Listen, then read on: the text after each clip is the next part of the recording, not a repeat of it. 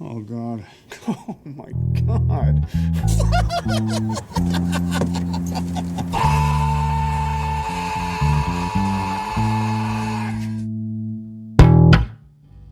Nice frosty prosty. Ooh, frosty prosty. I don't know what you're into. Well, we talked about how corpses don't have to consent, so That's true. Oh, No, I'm not here. I've never been here to yuck anyone's yum, but after this week, there are some yums I want yucked. what about a battery-operated vagina? There goes my quote. No. okay. Bad I guess Lieutenant we're is talking about first. Bad Lieutenant. All right, good. Right out the gate with the weirdo Herzog. I'd rather end with snuff anyway. So I mean, that feels like a natural ending. Yeah. That is not something to watch at 3:30 in the morning when you can't sleep. no, it's not something that you can watch at like 8 at night either. When you are trying to watch a Nicolas Cage movie. Yeah. This is a weird week, y'all. By the way, Val Kilmer, happy to see him. I gotta love a Val Kilmer drop in. Yeah. Pretty small role. Small role. I like when he still gets to be wacky, but I do like that this is the beginning of like doughy Val Kilmer. Yeah. Did you guys ever watch Kiss Kiss Bang Bang? I love that Yeah. movie. That movie love fucking rules. My Yeah, it's favorite great. part, my favorite part in that is Robert Downey Jr.'s like, "How'd you get away?" And he's like, "I shot him with a gun, a tiny revolver. I keep it near my balls." It's a great movie. It's a great movie, but it's too realistic for her, I guess. I don't know. Hey, Doesn't- Nick. like Abraham Lincoln walks in at one point. Anyway, go yeah, ahead. it's crazy. This is not the time for a fake segue. How do you like being on their podcast about Kiss Kiss Bang Bang? No, that's fine. I guess it's better and more relatable to me than a Burn Notice podcast. Oh. But either way, welcome back to Cage Match, a roundabout way of meeting Nicolas Cage. Motherfucker. We got there. Oh. Beautiful. That was a power play. That was amazing. My name's Nick. I'm your host with the most. And I'm joined here with our other guy. Sean. It's Sean. Yep. And our producer, Peter. Hello. And I'm today's here. guest, Josh. Hey, everybody. I am on this podcast talking about 8mm and Port of Call, New Orleans, and my wife is getting ready to teach our youth. What the hell is wrong? I mean, arguably, you're also teaching our youth right now, so thank you for doing your service. That's cool. That's good. I really appreciate you guys picking up the slack here because I cannot follow any of this conversation. And, it's we're gonna make Peter's life a living hell for the next week or whatever. Well, it's been over a year, so I mean, Yeah, no that's change. fair. So, Josh, I want to ask you some questions. Which movie brought you here? Please tell me there's just one. Because if you're here to like advocate for both movies, I really got questions. Also, if you're here to advocate for specifically one movie, I have questions. Which one do you feel strongest about? And which one are we going to judge you about? There's no correct answer. There is no correct answer about the strength of feeling for either of them, but the one that actually brought me here is Bad Lieutenant, Port of Call, semicolon, et cetera, et cetera. New Orleans. Right, yeah. Parentheses, not a sequel. Yeah, not a sequel, nor is it a remake. Mostly because I watched a lot of Herzog films. I took a Werner Herzog documentary course in college and everything. And I know. Ooh la la, college boy. I know. It's ridiculous. But yeah, that was the one I was like, okay, that is a weird fucking movie. That's going to be interesting to talk about. Little did I know it was going to be in the serious bracket, but that's okay. Yeah, that's the one that brought me Now, here. Peter was working with what information he had.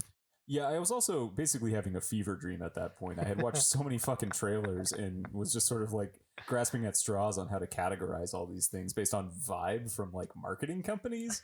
Not the best. Yeah, you can't. Well, and also with Werner Herzog movies, you can't really market them. They're almost unmarketable. But when you were having that fever dream, what sort of reptiles did you see? Oh, all of them. Okay, All the best ones, at least. Good. Iguanas, mostly. The one that Not was not an iguanas. iguana. Not iguanas. Yeah. Iguanas, not iguanas. There was a crocodile. There was a crocodile. Or Yeah. that would be a gator. Yeah. it would have been. Yeah, good, it would have right. been a gator. It's awfully hot up in here. So this is the first film we've watched that has come to us with Iguana Vision. Yes. Yes, Iguana Vision, which is like shitty, Like- like It's like, shitty Technicolor. shitty Technicolor, like filmed on a camcorder, I eye couldn't level. believe how long Iguana Vision went on. Oh man, What was your favorite Iguana Vision? Was there more than one? There's 2 Iguana Visions. Plus, There's a Gator Vision. There's a Gator Vision at one yeah, point. I remember Gator Vision. I liked Gator Vision actually. Yeah, Gator Vision was pretty good. in the ditch. Yeah. Yeah. After like just looking longingly at its buddy who's been run over on the freeway. Who's still Yeah. twitching. Still Yeah. twitching. But After Fairuza how I wanna Balk go. shows up, holy shit! Yeah, no, wasn't well. expecting her. I wasn't expecting that much of her either. Hey. Yeah, that's I'm true. just saying. I was like, wait, hold on. Oh, yeah. Don't get me wrong. I enjoy a mostly naked lady in boots, but you have to take everything else. You have to take the boots off before you take everything else off and put the boots back on. It seems like a lot of work. Well, he slapped the boots and it was like, No, I know. I'm just saying it's I mean, there's some setup that's required. he was so fucking drugged out in that scene. It's just like, he wouldn't care. Like, she's got all the time in the world to change. I mean, he didn't because all he wanted was her to steal drugs for him. I did appreciate the effort though. I mean, like A for effort. Yeah, it really left me kind of B for boots. like everything else in these movies. It just kind of left me feeling confused and a little bit aroused. Yeah, yeah, that's about right. yeah. That, We're also talking about 8mm this week, so just Boy. fucking strap in. Confused And a strap little on. aroused. Oh, Oh. oh.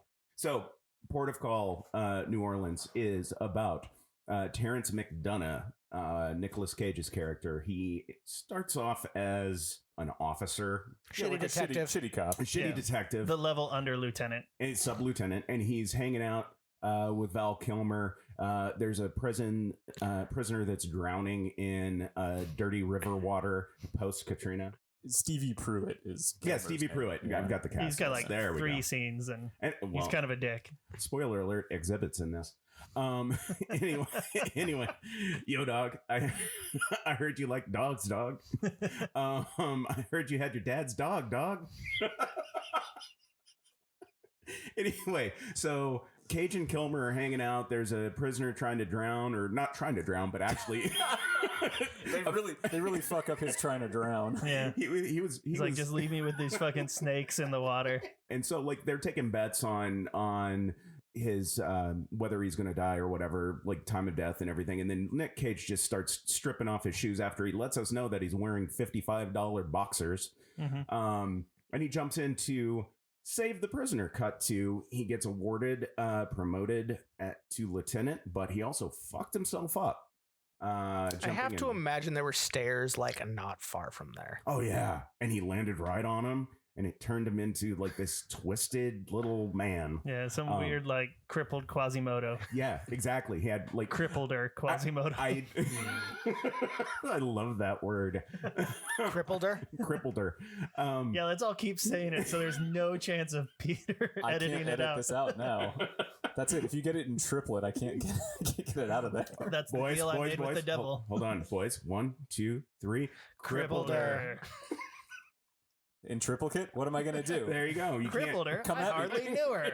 Come at me, government. I thought. Wait, we are talking about 8mm now. Oh God. Anyway, so yeah, he gets promoted. He after seeing the doctor, they give him a prescription for like Vicodin, and apparently he's going to be on it the rest of his life, according to the doctor, because that's how that works. It's weird that they promoted him to the role of bad lieutenant, It's really weird, but I mean, like you wouldn't have a movie otherwise. and right? then everyone was upset that he was such a dickbag. Yeah, it's like, no, you made him bad lieutenant. Like, what are you gonna do?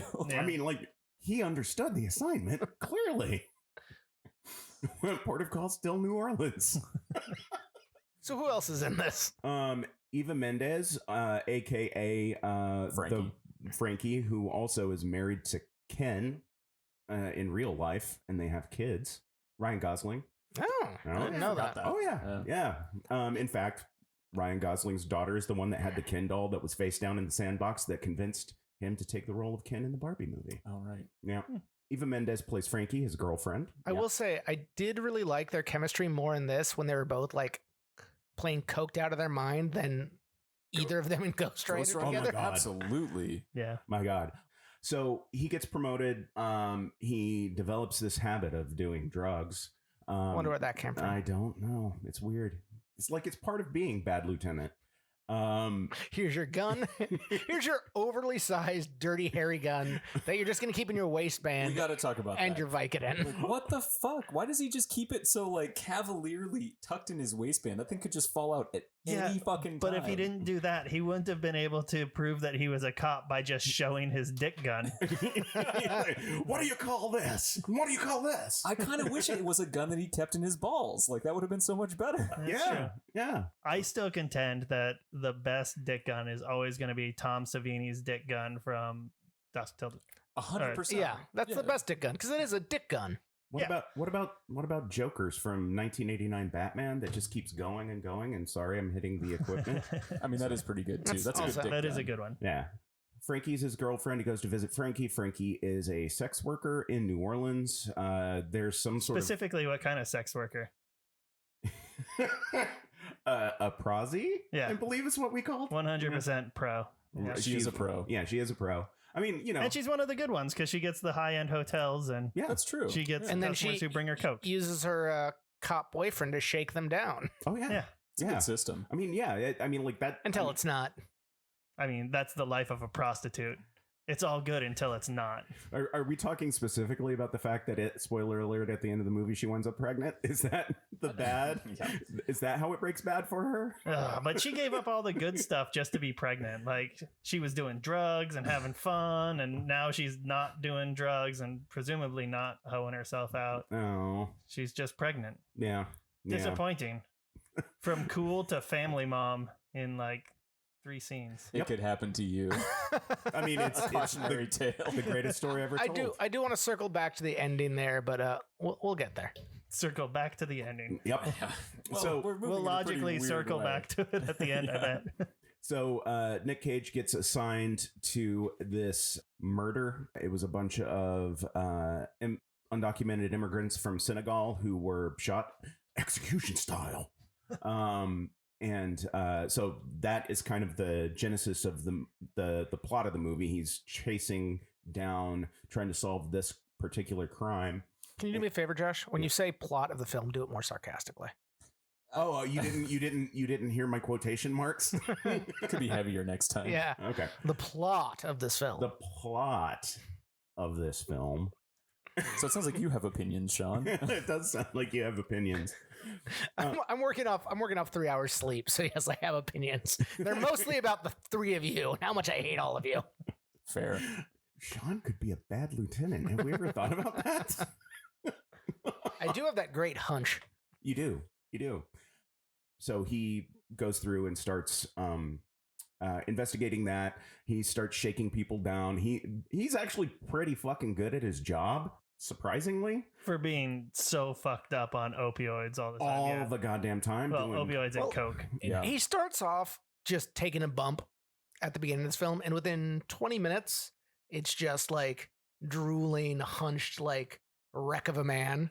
Yeah, no, he starts near the top of the roller coaster and then it's straight fucking down. Yeah. You know? Well, that's what that year gap gives us Right. between being hurt and He does go insane very quickly Yeah. in this movie. I think that his body chemistry just doesn't work with the painkillers he was given. I don't know. Maybe he was like, ooh, He also mixes them with heroin. he does. yeah, he was real Yeah. disappointed. Yeah, he was with really that. disappointed And with that. understandably, I've Yeah. never put heroin up my nose, but Mm-mm. I can only imagine that you would immediately know the difference between that and coke, and Yeah. it would not be. I mean, it's the exact opposite of what you want. And then you got to go see your sex worker girlfriend to get coke off of one of her clients. Her Johns. Yeah, one of her Johns. Through a series of events, he finds the only witness to the murder, which is this 15-year-old boy named Justin. Shakes down his grandma, who's giving...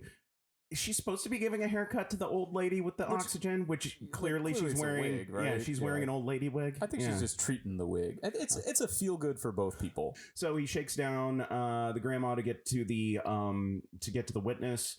Loses the witness when he goes to pick up his girlfriend in Mobile, Alabama. Was it Mobile or Biloxi? Biloxi. It was Biloxi. I'm sorry.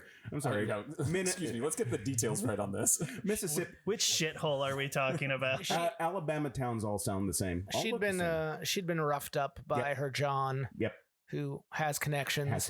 Oh yeah. Oh yeah. I got connections. Yeah. Oh yeah. Oh That yeah. guy Oh, was yeah. the best. I fucking love that actor. I can't remember his name. Oh yeah. He's he plays the other PI or whatever in the newer Perry Mason series. Oh, okay. Yeah. Shit, the one That on guy's cool. on yeah. Max. Yeah. Yeah. On Max, Yeah. Oh yeah. So yeah, goes to pick. the soon to be defunct streaming service. Yeah, Yeah. pretty much. Thanks, Zaslav. Okay, so they lose track of Justin in a sad casino in Biloxi, Mississippi. He has to go find him again. He's chasing down this kingpin that is named Big Fate, played by Exhibit, who you might remember from Pimp My Ride. I liked Exhibit's performance in this. Oh yeah, 100%. It was great. I don't think anyone gave a bad performance in this film. Yeah, nobody gave a bad performance in this film. It was I say that. I Now I'm thinking struggle about to it. say that Nicolas Cage's performance is good. I was gonna say, except for Nicolas Cage. All right. Nicolas Cage is pretty bad. He did Oh, perform though. I think Badly. I think his performance is unhinged, good unhinged. I think it's a conceit of Herzoginess. yeah. So I've never watched a Herzog film before. So is this like Oh, you said Herzoginess. All I heard was hard sogginess. And I'm like, yeah, this movie is kind of hard soggy. You've seen how If I had many to describe it, it's He's a hard on- soggy movie. all of those opioids. Of course, it's a hard soggy movie. I don't think opioids ever left me hard and soggy. Mostly like soft and dry. Oh, really? Oh, he's probably got the coke sweats too. Oh, that'll do it. So he's uppers and downers, a good mix of the two. Yeah, I know about that. Yeah. So he's crosswired all the time, which is why he's fucking crazy. So eventually, She's got a name. It's Frankie. So eventually, Cage gets into some trouble with some mobsters who he owes money to through his bookie. And it's something like $5,000, but they're demanding 50. So he decides, once he's introduced to Big Fate, who walks into the fucking police station with his lawyer. all the criminals in this movie are awful, and they all do criminal activities in the police station openly. Like his bookie just walks in, he's like, "Where's my fucking money, dude?" Like think in that's- front of every other detective. At the end of the film, shows up with like, "Here's all your winnings, dude." It's like, Yep. And then the guy who like tried to have him killed walks in and be like, "We're cool. Like, I don't know what happened to those guys you killed, but we're cool." I think it's less of an indictment on the criminals being bad than the police Being department absolutely is just corrupt. garbage. I mean, Yeah, I mean, Both are true. Both things can be true. you've got multiple cops stealing from property rooms, Oh, both including staters and Michael Shannon. yeah, Michael Yes, That's Shannon. Munt. Yep. yeah. Yep. But yeah, I mean, like, so Holy shit, that was Michael Shannon. yeah. Yeah. Oh yeah, that was Michael Shannon. Where was I? Oh yeah, Exhibit. So he winds up getting a bunch of Exhibit A. stealing a bunch of drugs. When he tells some other cops that the scale is broken, he'll weigh it later. He conveniently, it's just enough to cause a felony when he reweighs it on the new scale. He uses the surplus that he steals from them to form a drug selling alliance with Big Fate. He's trying to get his money back to pay his bookie. The Italian mobsters show up and they Want to do a rape. want to do a rape. They want to take the money and the drugs from Big Fate and from Nick Cage. Then a firing, like a shootout happens. I prefer calling it a firing. That's A firing. I'm firing you from life. A shootout happens, And then we get to see a soul dance. and then we get to see a soul dance, and you And have then the return of Iguana Vision. a return of Iguana Vision. That's right. There's so much Iguana Vision. I have a real big question about the soul dance. And why is it that they didn't even bother concealing that the dancing soul had a mohawk? Yeah, I don't know. It's like almost as bad. Have you ever seen Kiss Meets the Phantom of the Park? Oh yeah, because Ace Frehley, Ace Frehley's Is his stunt double is black. a black dude riding the roller coaster, and Well, you can really see it like when he jumps over a fence and it's just a black dude's hands. yes, yeah, See, like 100%. in full Ace Frehley face Yeah. paint. Yeah, Incredible. It's fucking crazy. Is There's- really not black? No. No. No. Okay, so No one wants to be Ace Frehley. wrapping it up No, quickly. nobody wants to be Peter Yeah.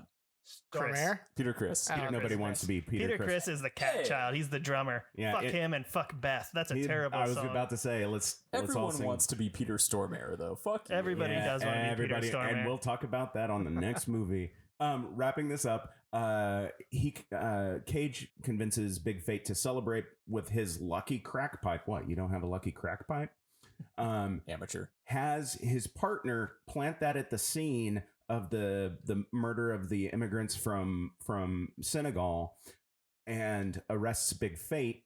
Val Kilmer wants to shoot him, kill him right there so he doesn't get away, but Nick Cage steps in and says, no, you got to do it. Because of that, he gets to have Frankie pregnant with his child and promoted to captain. Wait, Frankie was promoted to captain? Yeah. Or his child was promoted to captain? No, Nick Cage he gets both of those things. He gets a pregnant Frankie and promoted to captain. I tossed the Blu-ray in. Really enjoyed the shit out of it. Wait, you have the Blu-ray of this? Oh, yeah. Oh, does it have that's- Herzog? This is the one that That's I a sent you shtick we're that ad from. Did you guys watch that trailer off Oh, I it? forgot to. Oh man, so my Blu-ray has the coolest trailer on it, and it's for like a service provided by Suicide Girls. I knew a Suicide Girl. Oh, nice. Well, we're gonna get into that because that's way more important than the rest of this movie. But yeah, it's just like a 3-minute trailer of them being like, join us and we'll teach you all these things that you need to know, like how to do your taxes, how to fake an orgasm. Like all these, I mean, the two Wait, big this was on the two Blu-ray? big things. yeah. For the people who don't know, Suicide Girls are just like cam girls from the 90s. They like just pranced around and like, Proto cam girls. yeah, it was kind of like the early days of showing your vagina for the internet to people who pay in live streams. It was early OnlyFans. Sometimes buttholes too. It was a really cool girl named Lindsay from Oklahoma City. This is where I imagine many Suicide Girls Absolutely. Yeah, she was kind of a badass and way too cool for me. Shockingly, oh my god! Listen to this guy talk Hey, about. you're Werner in your friend Peter's basement recording a Nicolas Cage podcast. That's true. Oh man, come a long You- way from Broken Bow, Arkansas. Oklahoma. Oklahoma. You've peaked, my friend. I'm I peeking don't know now. states. But yeah, so the funny story about her is her name was Lindsay, and she told me that when her parents were pregnant, her mom wanted to name her Stevie after Stevie Nicks, and her dad said, "Fuck that! No, Stevie's a boy's name. We're not naming her Stevie. We're gonna name her Lindsay after Lindsey Buckingham, famously the male guitarist of Fleetwood Mac." So he named his girl after a boy because he didn't want to name his girl after the girl with a boy's name. I always thought that was This all tracks. fucking yeah. incredible. And I was like, that's pretty funny. And she laughed about it too. I love that it's still like two from the same band. Even I know. I know, right? And two it's from like this- we both really love Fleetwood Mac. Yeah. And it was the two that just like were Constantly going through relationships together, and yeah. breaking up the band. Yeah. Not necessarily, but that's pretty much it. Yeah. yeah. Long and short of it. But yeah. That's the rumor. Fuck. All right. What did you guys actually think of this movie? My opinion is well known at this point. I truly enjoyed watching it. It is absurd. It's terribly done.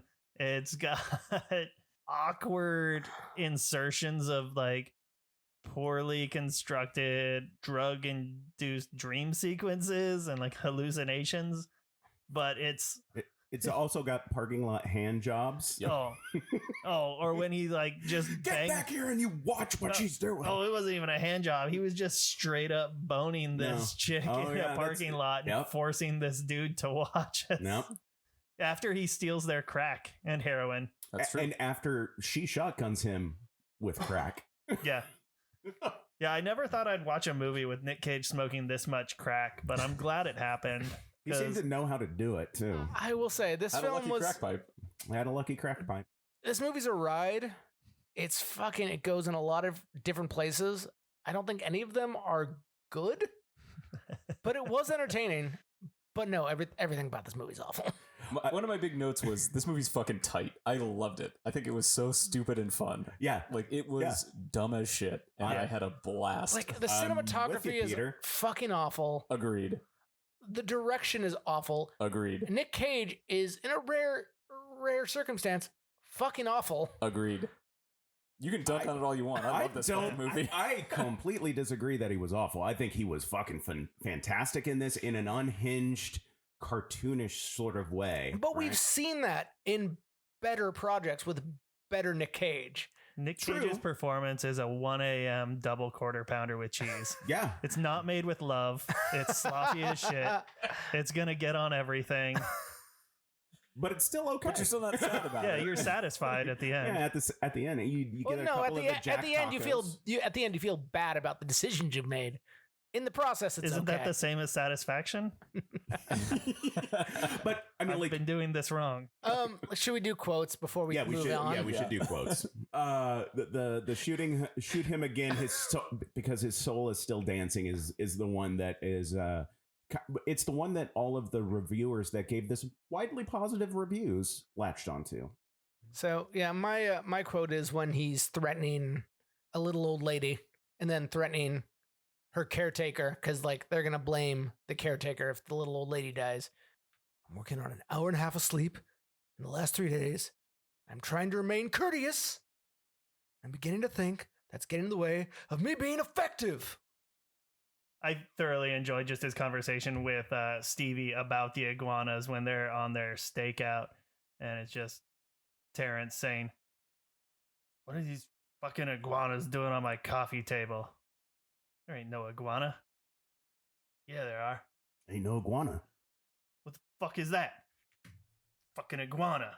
And just like taps an iguana. It's like And it cuts to a 2-minute scene of just iguanas Vision. crawling.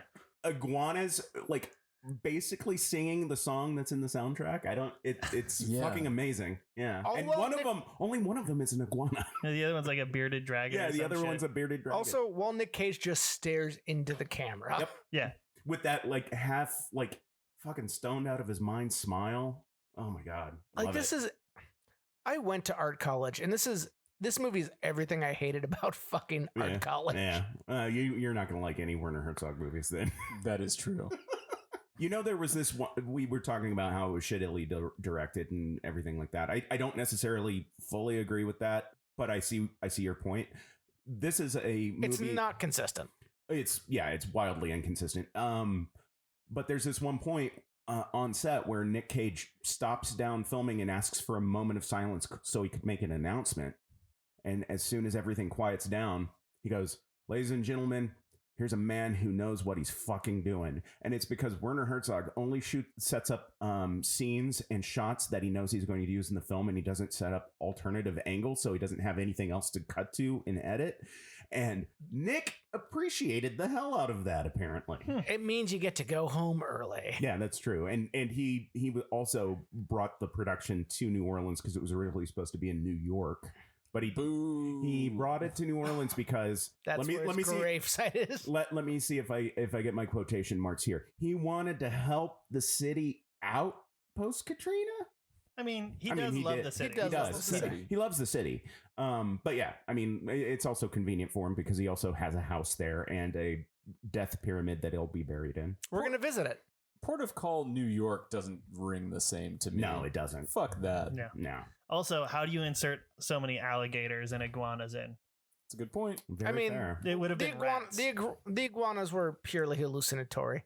You can hallucinate an iguana fucking anywhere, Nick. Challenge accepted. That just means like the Iguana Vision is basically Super 8mm videotape. Well, you done fucked up because that would have been a great segue.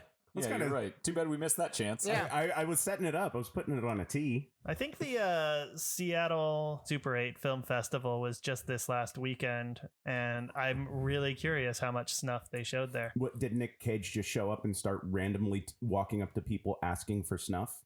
Because he did a lot of that in the other movie. Hey, Yeah. Peter, did I miss a segue? You did. 8mm. Yep. Directed by Joel Schumacher of Batman and Robin fame. Bat nipples. Oh shit! I was Yeah. totally gonna bring my Batman McDonald's glasses. I went down to my parents' house and Ah. This I got is them. this is the international symbol for glasses. yeah. Yeah. Oh. I do feel I like next do, time I I ask do you for- love the physical comedy that we do on this audio On audio podcast. medium. Sean, I do feel like we missed an opportunity though with this episode. I guess it's not too late. We should probably co-opt nipplesonthebatsuit.com. I do still own it. You do still own that. Shit. It's gotta happen. You can click one of the nipples to get to Apple or Spotify. To leave your recommendations or your reviews, your 5-star reviews. Or just as like little fingers that as you get closer, they pinch. All right. Schumacher is one of those directors who is astounding at like framing and is really good at his job. Yep. And he made the worst Batman movies. Oh, yeah. And that is ultimately what he's remembered for in, I think, our generation. And I watched this film and it is a hard watch and I didn't like 90% of it. I didn't like watching 90% of it, but I admired every aspect of it. I will say, like 43 minutes into the movie, had this feeling of, this movie's not the fucking train wreck I was led to believe. I don't necessarily like it, but it's not necessarily a poor film. It's a good film that deals with a lot of rough shit and doesn't shy away from it. It's an uncomfortable watch up until you just get to the revenge fantasy at the end. Yeah. And then it's a fucking ride. Yeah, it's a fucking ride. It all comes loose. It all goes off the rails at that point. So Nick Cage plays a private eye or, an investigator. A dick. A private dick. Yeah. He watches. Aren't all dicks private? Have you met me? Have you watched this movie? I have, but I haven't met your dick, so that's probably a good thing. I've met it once, cusped by the moonlight. I like that that's your go-to for most dick talk. Just yours. Which is most of your dick talk. To be fair, I've seen... You can't keep Peter's dick out of your mouth. You just keep talking. Listen, it's a good dick. To be fair... Especially just on the cusp of the moonlight. To be fair, of the 4 of us sitting at this table, I've seen 3 of the dicks at this table. Oh, wow. So I'm the only private dick. Also, why do you have your dick mic'd? Is it gonna say something? Listen, man. Dick farts. All right, moving on. Please continue summarizing. Oui, I am Peter's dick. I am an old French woman. Laissez-faire. 8mm. Yep. So Nick Cage is a private eye. He watches some sketchy porno at the behest of a client and then goes on an adventure trying to find the porn star. It's a snuff film, and he's trying to prove that, trying to find out whether or not the film is legit. Allegedly a snuff film. Yeah, I saw Josie. Spoiler, it is. I saw Josie and Nick at a event the other day, and I pulled them aside and said, I'm glad I watched 8mm because now I know that I don't like snuff. I didn't get to see enough of the movie to make a firm opinion on that, so I'm still on the fence. Yeah. Just imagine if you went into this film and came out of it the other side, be like, maybe. Well, yeah, I mean, this movie had the best cast of like background characters. It was so colorful because you just get all perverts who listen to a lot of Aphex Twin. Yeah, they really do. And Danzig. Yep. It was a time. Oh, wait, are we talking about Frank Sabatka from that Union season of The Wire? Yes. Yeah, the cast is really good, though. So you've got Cage is Tom Wells, Joaquin Phoenix is Max California. Which is so cool. Absolutely. Great name and great character. James Gandolfini is Eddie Poole. Yep. Peter Stormare as Dino Velvet. Dino Velvet. Man. Yeah. Then you've got like Catherine Keener's in there in arguably the worst performance in this entire movie. She's so fucking flat. Like they don't give her any business to do, and she just carries that baby around like it's a sack of groceries with the carrots and baguettes sticking out, like you see in all of the movies about going to a grocery store or whatever. Her role is better than carrying it around like a bowling ball by the eyes and mouth. If those are the holes you choose. Hey, man, it's your baby. Carry it how you like. Just picking up a child.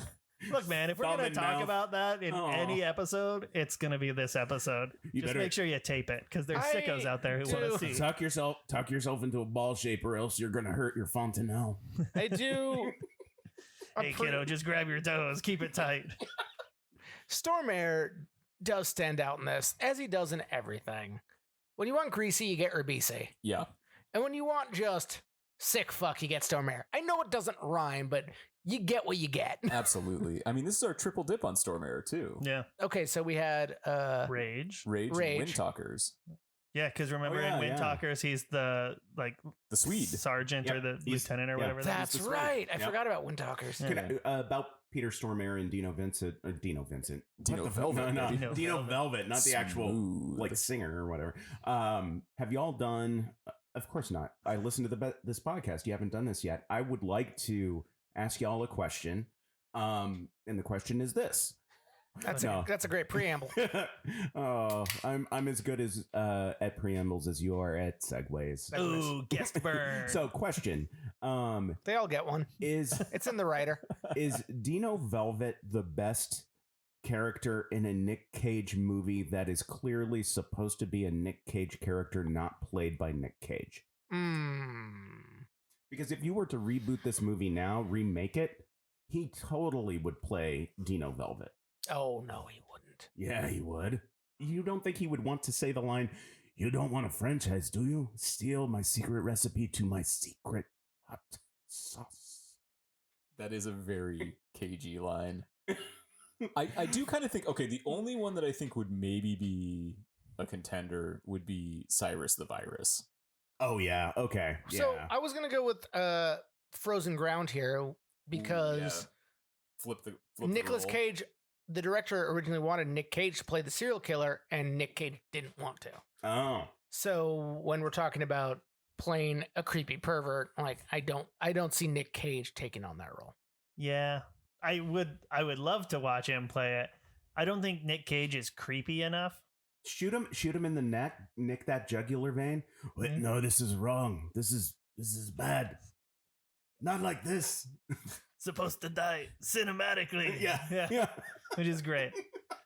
I don't know if I have one. Maybe it could happen to you. I'd love to see a role reversal there. Oh, so he would play the waitress? Yeah. So he would play the Bridget Fonda role? Yeah. Yeah, I mean, like that movie's already so barely actually. I want him to play the the true wife in story. that role. Yeah. Oh, yeah.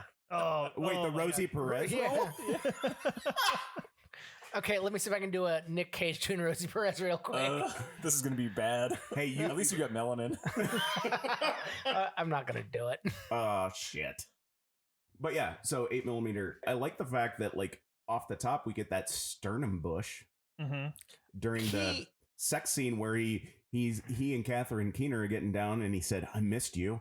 Never say "I miss you" when you're having sex. That just it's so sad. It's so sad. Well, Like- their relationship's sad. Was he Also- talking to her or her Well, vagina? Yeah. Yeah, I mean that's a good question. missed Fair this. point. Fair point. Because her I mean, character. you. I said you, right? I missed this. Oh no, you, So- you, sweetie. And also, Okay. is that kid's name actually Cinderella? No, it's Cindy, but he called her Cinderella. I mean, But I mean, they it never could just be clarified. shortened. They never clarified. It could be Cinderella. and It's not Cinderella. It's a pet name. It has to be. Cinderella Wells. We're talking about a movie made by the man that put nipples on the bat suit. It's probably Cinderella. It's probably Cinderella. So It seems weird to give her a nickname that is never expressly stated as a nickname. a lot about both these movies is weird. I will say this. Both these movies is weird. Yeah, both these movies is This weird, has Sean. to be English language weird too. again. Wait, which one of us is from Oklahoma? Both these movies is weird is probably the best way to sum up this fucking week. I I think that should be a T-shirt. I preempted this by telling you I've been up since 3:30. So fuck all you. Oh, it got Oh, on me. You got Sparkle Buddy on Nick and your computer. You are a good podcaster. Yeah. Oh yeah. Everything leaves sticky from this place, one way or another. I think he's great in this film. Like he Yeah. gives it his all.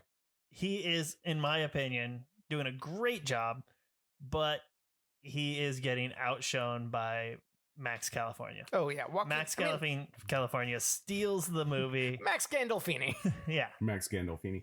I kind of felt like his performance for the first, I don't know, hour of it was really subdued and sleepy. Well, he's not like his character like doesn't believe any of this is real, and it's just a job to him until it's not, and then it's Yeah, he's Extreme. a normal guy getting thrust into like a very abnormal world.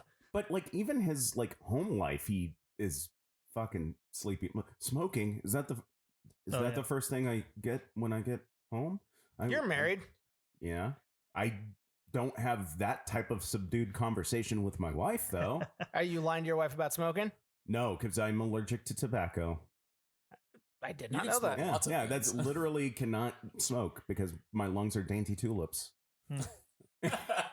You could try boofing one of those Zins. You know, like that entire time that Kavanaugh was like going through his congressional hearing, I was like, that's not the definition of boofing that I know. Yeah, no, not what I've heard. I mean, like it does involve the butt somehow. So this, Fair topic for this. as uncomfortable as I was for watching like 2/3 of this movie, I did think it was a very solid film. Like it was not nearly the train wreck I thought it would be. Yeah, that was the surprise for me too. I didn't think it was nearly the. And there was a certain point where films started at a baseline of good, and whether or not they were really noteworthy depended on like overall performance, writing, direction, et cetera, and now it's just throw a bunch of shit at the wall and everything like that. So like the overall quality of films that we're seeing now is less than what was being produced 1999 and earlier. Yeah, I don't feel like I have the same kind of stakes in movies now. Like, Yeah. If I had gone to the theater to see this, that would have been awesome that they let me in because I was a child. But And it also would have been awesome because you would have paid like $6. if that, So Machine is the like actor person who does the murder in the snuff film. Yep. Mhm. When Nick Cage goes to Storm Air, he hires him to like do a film, Yeah, he commissions a film. Yeah. and he goes to this spot. Isn't that like where the big shootout in RoboCop happens? Is that the same set? they It's- have a similar look, but no, the RoboCop set is more industrial. This is still kind of commercial. Okay. Well, and like This is a commercial space. RoboCop's industrial. Well, RoboCop is in Detroit. yeah. So you're going to get a lot of those like super industrial I just- locations for that. Similar vibe. But yeah, it has a very similar vibe I also don't to where assume anything. Peter Weller gets it in the brain pan. That's right. Yeah. I love RoboCop. That's a good movie. Let's watch RoboCop again. I would like to Huh? watch that. I didn't like this movie. I think it was executed well. I think bad choice.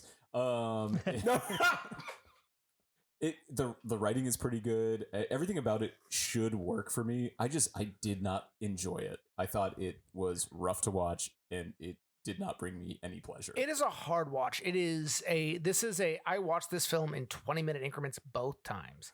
Like I Yeah. had to stop. There is a tilt where we get away from murder porn and we just get into Murder? no, where we get into the straight up just action like revenge story. Like So, murder. murder.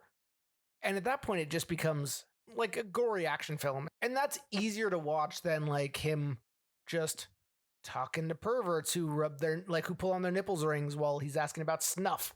That guy was my favorite. But this is My favorite pervert. Like, The the really guy tall who- guy. Yeah. The guy who looked like the villain from Ghostbusters 2. Yeah. Yeah. So here's the thing, like, Max California keeps talking about how the devil's going to come to him, like the devil's getting to you, and when Nick starts putting everything together before he beats the shit out of Gandolfini with the butt of his handgun and kills him and then burns all the porn and everything in that thing, What he a goes waste. out The porn or Gandolfini? Both. Gandolfini. Well, yeah, because I like when Gandolfini showed up, I completely forgot he was in that movie, and I was like, "Fuck, yeah, he's dead. I miss him." God damn I it! liked his chops though. Yeah, no, Yeah. let's Yeah. pull that shit off. It's weird Really seeing him with a sweet full look. head of hair. Yeah. Well, I mean, like define full. Fullish. I mean, Fullish. fullish, Fuller. fuller. Yes. Full for some of us. Yeah, but like I think one of the interesting things that wasn't well executed, but I picked up on, is the fact that Nick Cage goes out to call the mom of the daughter, and he asks for permission to go kill them. He said, "Remember when I told you when I asked you if you wanted to know no matter what? Can you please give me permission?" And it's a very BDSM sort of thing because he's asking permission from someone, and then once she says yes, that's when he goes on the rampage. And I think that could have been executed a lot better in the hands of a I don't want to say better filmmaker because Joel Schumacher was pretty fucking successful. Joel Schumacher is a great filmmaker, which again we forget given the nipples of it all. The nipples of it all is the title of your I will say, autobiography. okay, a subtler filmmaker. Yeah, a more subtle filmmaker, and they would have. I feel like that is the. I mean, like that's the inciting action to wrap up everything and get the revenge, but it's also tying into all of this culture that he's been experiencing and diving headlong into to try and solve this murder, and it didn't play as well as it should have. No, he calls the mom. The very next scene is Gandolfini tied into this like burnt out house. Yeah, that post. The support beam. And he's just like, who is it? And he get like, you just see the butt of the gun come down. And then Nick Cage comes out in a sleeveless t-shirt covered in blood. I'm like, Yep. we've jumped the shark at this point. He then flies to New York to kill the machine, still with all that dried blood on his face. Yeah. I have to agree with Josh. I feel like once it got into that ending portion, it just became two different movies and they weren't being executed the same way. No. And I don't think it fit. I think it should have been a tighter ending. I think if he had resolved everything in New York First time? while Eddie and the machine are all there, and just found a way, like after he had run off, like don't make him go back to Pennsylvania or whatever to talk to his family and this and that. Like just get the ending done with. It just changed the tension in the movie too much because it gave us like a little reprieve right beforehand, and then it goes into this. And this movie, like everything about it is just building tension. Yeah. There's a lot of people who don't like the score for this movie. I like the score for this movie. I made a note of that. It was actually real. It puts you on edge and it takes you out of like a comfortable element. Yeah. Well, when he's in George's mom's house and the Aphex Twin record runs into the run out groove, and it just is in that run out groove, and it's building tension, and that becomes the soundtrack. You know, it's that circular sort of like pattern that keeps on repeating itself and repeating itself and repeating itself, and then he can't find him, so then he starts leaving, and then the music starts back up, and he's like, "Oh shit, fucker's here." Why was the last fight scene in a fucking graveyard? Yeah, right. It was right next to the house. Yeah. They fell out of George's. Why? Well, because he's a creepy guy He's and a he lives creepy in guy. a creepy place. Is it like a easy burial spot? Yeah. Peaceful. Don't you want to see where the zombies are coming from? Speaking of zombies, in 8mm, anybody clock a very fucking young, some would say like larval Norman Reedus? Reedus. Yes! Holy shit! That dude used to look like a Like normal Norman Reedus. He looked like himself, but way younger, and like life had not punched him in the face. You're right. Is when they have the initial shootout with the lawyer, Yeah, after Dino Stormare. gets killed. California. Max California. Max California. But like that scene, like that should have just been a shootout. He should have gone home and then worried about whether or not he would ever be found out. The fact that there's 30 minutes after that is really where this movie falls apart. That kind of feels like maybe Christopher Nolan should remake this movie, because like there's always about like 30 to 45 more minutes after the end of the story arc. I don't think Christopher Nolan needed to touch this one. The audio was fine. We could hear it all the way through. Take that, Christopher Nolan. Yeah. He's going to feel bad now. Oh, yeah. Big time podcaster bringing him down. I think that guy doesn't even have a cell phone. Is that right? Yeah, that's true. Yeah, he has an assistant that takes notes for him. Yeah. Well, when our podcast comes out on a cassette that he listens to, he's going to be mad. Yeah. Put this in my Walkman. But Listen to the podcast. I think I have to say though, comparing both these films, I think this is the better film, but it's definitely a film I don't want to watch again. Not because I don't like it, because it is a hard watch. I would say it is the more conventionally well-structured film. I also do want to say, at the end of this film, he gets a letter from the mom of Mary, the girl who dies. And she's just like, "Thank you for writing me. I was really mad that you told me that my daughter's dead, but I'm glad the men who killed her are also dead." I'm like, paper trail, dude. You're a Yeah. fucking private eye, Yeah. and you're writing a mother being Yeah. like, Thank I you. murdered some folk. Yeah, thank you for doing the murders on my behalf. I Yeah. really appreciate Yeah. it. Thank you for murdering for me. He could have at least gone out there and given her that hard D that she wanted. Oh yeah, true. oh my god. She Here- wanted it. here's a drink. Let me make you dinner. It's so depressing to eat by myself. Yeah, speaking of quotes, do you guys have quotes for this movie? When he meets Joaquin Phoenix in the porn store, being like, wouldn't want to be embarrassed in front of all your fellow perverts. Also, by the way, the fact that it was called Adult Bookstore, it makes me convinced that it was 100% they didn't do a find and replace when they finalized the script. No, have you never seen Adult Bookstore? No, is that an actual Oh place? yeah, absolutely. Yeah, 100%. Oh no shit. No, I mean like I you don't. you weren't raised in the city. There is I- in every No, major we've- city in we every live major in a city different there is city. in every major city there is a concrete bunker in the middle of just off downtown called Adult Bookstore. Kansas And it's City usually had an got a adult yellow bookstore. awning. Correct. It Yeah, does. yellow awning is their thing. We had one Oh. in Salem also. Oh wow, golden showers. No, I grew up in a If town you're of lucky. I grew up in a town of 4,000 You pay people extra in for the that. woods, and whenever I hear people talking about when they were young and they You would, found your porn by the railroad tracks. no, we would find it in the woods in Bushes, a stump or in bushes. No, A 100%. stump? Yeah, yeah. There's honestly there's like a large contingent of people that found porno through the woods. And I was one there's of an them. Era. I found porno in the woods. I never found porno in the woods, but I lived in the city. Did I ever tell you about the porno I found in the woods? My brother and I, we used to have to ride down into town to lift weights during the summer. Classic. As 7-year-olds. Well, 7-year-old strongman, Yeah. obviously. Well, little buff boys. That's what they called us. But we were riding down one day, and like this is like it's like an 8-mile ride into town, and about halfway down, we find this box on the side of the street, and we're like, oh, let's look at this. So we're looking, and it's like, man, that's like a lot of VHSs and some magazines and stuff. Well, we can't bring it down to lift right now, so we'll just set it aside, and we'll come back and get it, and we'll figure out what's in all of these. So we get them back to my house, and there was like a weird foot fetish movie. So this Ooh. is where I started like Loving- Getting into loving foot fetish. feet. this is where I started to learn about a lot more fetish things, because I was probably like 14, maybe 15 at this point. So it'd been like pretty run of the mill porno, mostly P&V stuff. Now it's like some foot fetish, and then there was one that was like heavy role play with Hold on. Is P&V pennies and vacuum? yeah. Okay, cool. Yeah, I like the sound. It really gets it going for me. Well, that's the sound I like my ladies to make when they give me head. It's just like I like them to get down on it, and it sounds like they're starting a rough diesel, like.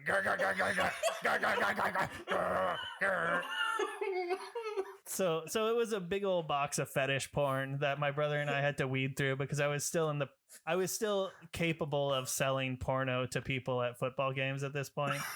So What?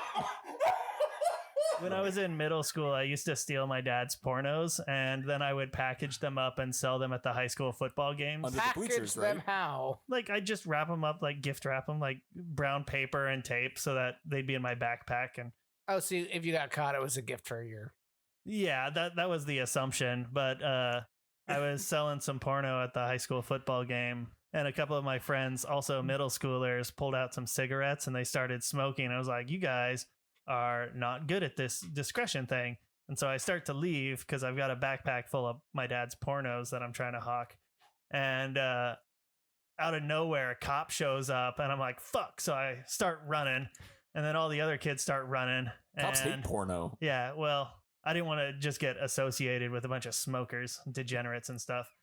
I was trying to sell legitimate porn. Yeah, I was trying to sell my daddy's pornos, his skin mags. So I'm a kid, and they catch me because I have little kid legs. But they're buff because you're a little strong guy. Hey, buck boy. Yeah, they still pump hard. But so I get caught, and they're like, "What's in the bag?" And I'm like, "Okay." Well, I show them, and it's like, "What's that?" I'm like, "It's a gift for a buddy." And they're like, "Looks like a pipe bomb." And I'm like, "Motherfucker, this is St. Helens, Oregon." And they're like, "We're gonna have to open it." And so they fucking open it because I'm a kid and I don't understand my rights. They pop it open, and then this cop's just sitting there with like 6 inches of porno in his hands, like just a fat stack. And that's when my mom showed up to pick me up. No. And she comes around. She's like, "Oh, there's Nick with like 3 cops. And what do they got?" And she walks up. She sees what's in their hands. Immediately knows that it's my dad's. And she just like takes me home. And it's like, you're so fucking grounded. But it's not the first time that I've been caught stealing my dad's pornos either. So it's like, this is nothing new. It's just like, now we're putting this out in public. Yeah, you escalated for sure. Yeah. Oh, Jesus Christ, man. Speaking of escalation, this is not a segue. I just want to I want to end this so I can go home. Yep. Bad Lieutenant, protocol, Hyphen, semicolon, comma, New Orleans. Ampersand. Good. Ellipses? Good Cage, bad movie, good Cage, good, bad, good. It's a bad, and I'm here for it. It's all right, bad. No, I'm not going to say bad because I actually think it's a good movie because it's a satire and a black comedy. I'm gonna say good. I don't think that I don't think it's consistent enough to like be a black comedy. I think it's a little really too, like all of like there's a too- Deus Ex Machina in a police station where he gets his illegally got like gambling winnings. Hey, we got back to it. I did want to circle back to this. Yeah. Let's circle back. No, do it. No. Yeah, I sorry. want to go home, guys, but let's hold on No, and let's start over. Oh, I've got another note about Welcome back to 8mm Cage and the Match. way and the Welcome to director Cage of Match, Colin, a photography. roundabout way made Nicolas Cage. No, I really thought Semicolon. when that happened, I really thought he had OD'd and was dying, and those were his death rolls. Like that movie. Oh yeah, like the heat death of the brain. Yeah, that movie decides that it's over so abruptly. I think you're giving this movie way too much credit. No, I'm not. I'm really not. That's literally actually what's happening. As the two I people who have doubt no it. voting power on this, I Yeah, agree right. with Josh. Well, I'm glad you both don't matter. So I did want to go back to 8mm real quick. And you talk about the framing, Sean. You talk about how well it's shot, how well it's composed. The DP of it is Robert Elswit. He's a very good director of photography. He's been There Will Be nominated. Blood. Yeah, and he won an Oscar for that. And he does a lot of stuff for. It's a Before- it's a visually astounding film. Before Paul Thomas Anderson started shooting his own films, that was his director of photography of choice. And there was something that struck me while I was watching it, and it was like, this kind of reminds me, like the way that Cage is wandering around in the dark, in the shadows, trying to uncover the mystery and everything, really reminded me of the film Nightcrawler with Jake Gyllenhaal. I fucking love that Except movie. Gyllenhaal Good was movie. more of a his performance was more of a coyote, and Nick Cage was more of like a rat or a cockroach, but like really, really similar. And Robert Elswit was the DP of both films and kind of captured that sort of vibe. You reminded me of one other part of the early aspects of 8mm that I thought was unintentionally hilarious. Is every time Nicolas Cage finds a clue in the case, it's after he stopped looking. Mhm. There's always a Columbo style. One more thing, like he'll be watching the video and he'll be like, oh, ugh, and he'll stop and he'll like walk away and then he'll like come back. It's like there's someone else there. All right, Nick. So 8mm, good, bad, good, bad, good, bad. I think it's good. It could be tighter in the end, but I think it's a good movie. Every score I've seen of this film has been bad, and I think it's just because it's a hard watch. It's not a comfortable watch, but it's a very well done film. Josh, as our guest, Yeah. who has absolutely no say in anything we vote on, what would you put forward? Well, I'm going to say that it was a firmly mid movie. If I have to say it's mid, then I'm going to say it's bad, because I know that mid is not a rating. And Nick Cage was okay in it. Like I think that he rescued himself in the back half of that movie, so he was good Cage in it. I think even though he was kind of like a yawny, tired sort of performer and very mid at the beginning of it, by the end of it, he was good Cage. Okay, which movie do you think should go forward, though? Oh, you know I'm going to say Bad Lieutenant. Okay. My man. Thank you, Peter. I mean, I'm an 8mm guy. I like the tension. I like It's a better being put off. It's better. It's such a better film. I like that you are both voting for a movie that you were like, it's a hard watch that I don't want to see again. Oh no, I would watch it again. I have no problems with Okay. it. I'm not Approved. I will say I actually am shocked at how not terrible it was. Yeah. Like, because I was led to believe, like, Yeah, same. yeah, like I avoided it when I was younger. I mean, some of those reviews have to be coming from people who just disagree with the content. Yes. But yeah. the one of the chief defenders of that film was Roger Ebert, and he was like, it's great. And by the time you get to the film's last line from Nick Cage, where he says "save me," you know exactly what he's talking about. And I was like, okay, yeah, that tracks, but there was a whole lot of other stuff in there that could have been tighter, could have been better executed. Yeah, I That's can see both how these films, though. I can see how you have like a concern over Cage's performance, but I read it as he's a very normal, like grounded person in a very abstract world. Yes. And he what I doesn't got. fit. He's a square peg in a circle hole, And I think that he kind of or an amorphous hole. it's Hole like of your choice. it's putting the Find a triangle hole and cram it. It's like that TikTok where the guy puts the triangle in the circle hole and the woman freaks out. Square hole. Yeah, no, the square hole. No, oh, that was so great. After watching it, I was like, they're both going to pick 8mm, and I will 100% understand their arguments for picking it. Yeah, I knew it too. No. I didn't think I was going into this because I had such a hard time watching the first half of this film, but it really got to me by the end. It had no iguanas. Yeah, fucking. Where are the iguanas? You know what? There was an iguana in fucking Ghost Rider, motherfucker, and you hated that film, so shut the fuck up. That's a terrible movie, though. We're done. This podcast is done. We're Speaking of, Goodbye though, forever. we are actually almost done with this podcast, season 1. Next episode is our last of season 1. which is Snake Eyes kind versus of remarkable. So Willy's Wonderland versus Snake Eyes, rounding out our fucking weird category. Have you Oh, guys Brian De Palma. I've seen neither of them. I have also seen neither. I used to own the VHS of Snake Eyes because back in the day, Columbia Video Club was a thing, and that was the selection of the month. And like little 14-year-old me or whatever forgot to send the card in, so I had to pay for it from my allowance. So I had it, and I was like, Brian De Palma's okay. I liked stuff that I shouldn't have seen at this age, like Scarface and The Untouchables, and one of those movies is Blowout good. is fucking amazing. Okay. Is that I a have porno? the Blu-ray. Is that dressing? No. It's sound recorder. It's sound recorder. John Travolta. Does he take his face off? No, he Uninterested. uncovers a Yeah. murder. It's real good. It's real fucking good. Eh. If a face doesn't come off, no, thank you. Good night, everybody. Peter, Yeah, I mean, Say- thank the people. I can't even thank everyone for this one. Please, God, rate, review, subscribe. We love you all. I mean, Peter loves most of you. Thank you to our Sparkle buddies, Josh, you, Sean, Josie, Rico, Matt, I'm also Adam. here. I'm Sean. And special thanks to our cage dancers, Ira, John, and Freeman and Lance.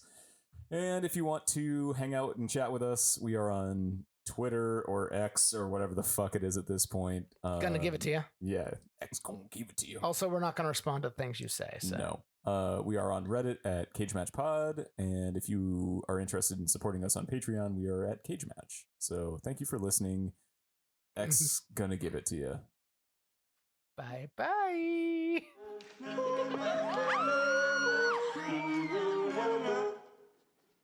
Bye bye. Does anyone remember when they looked like a less punch in the face version of themselves? Oh God, yeah. I've always been sexy. I've doesn't I've seen answer- your penis. I I've don't always know. been 100% sex, Sean. Sean's seen your penis kissed by the moonlight. Yeah. Let's No. be fair. My penis does the kissing. Come here, moon. I'm So- gonna kiss the shit out of you. I can't remember what. Someone remind me what my shtick was up until we got into my sleep habits. Like your whole thing, or Typically, just your for this shtick is episode? fucking up segues. I asked you to do this to me too. I would have done it whether you asked or not.